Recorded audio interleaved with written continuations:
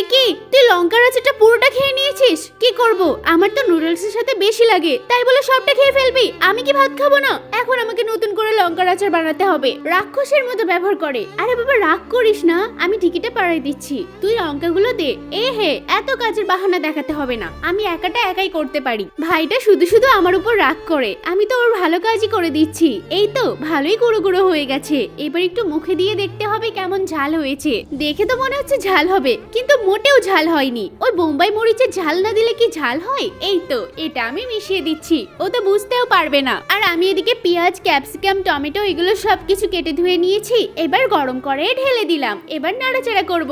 ভাই লঙ্কা গুঁড়ো হয়ে গেছে, আচ্ছা ঘন্টায় রেখে দে, তেল গরম করে দিতে হবে। এখন আমি এখানে জিরে গুঁড়ো আর তেল দিয়ে দিলাম। আমার এদিকে তেল গরমটাও হয়ে গেছে, দেবো নাকি এর উপর ঢেলে? আরে দিয়ে দে। এই যে গরম তেল লঙ্কা গুঁড়োর উপর ঢেলে দিলাম। এবার ক্রমাগত এটাকে নাড়তে হবে। এই যে নাড়তে নাড়তে নাড়তে এটা লঙ্কার আচার হয়ে গেছে। এবার নুডলসের সাথে একটু খেয়ে দেখবো, নিশ্চয়ই অনেক ভালো লাগবে। সাথে একটু পাটিসাপটা বানিয়েছি, তার উপরেও দিয়ে দিলাম। সাথে একটু পেঁয়াজ পাতাও দিয়ে দিয়েছি, দেখি কেমন লাগছে খেতে। আহা দেখেই তো ভালো লাগছে, খেতেও অসাধারণ। ওরে বাবা এত ঝাল কি করে হলো? তার মানে তুই বোম্বাই মরিচের ঝাল গুঁড়ো বসিয়েছিস? ছি, আমি আর খেতেই পারবো না। আরে তোকে খেতে হবে না, আমি খেয়ে নেবো।